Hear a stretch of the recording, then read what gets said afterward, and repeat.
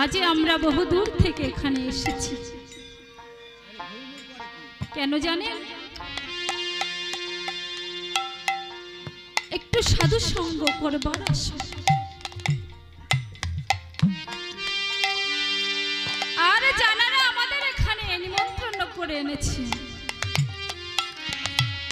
তারাও একটু সাধু সঙ্গ করবার আশায় এখানে উপস্থিত হয়েছে। কেননা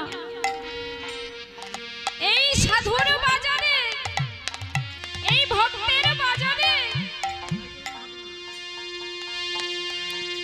কিছু দেওয়া আর কিছু নেওয়া, কিছু দিলে কিছু পাওয়া যায়।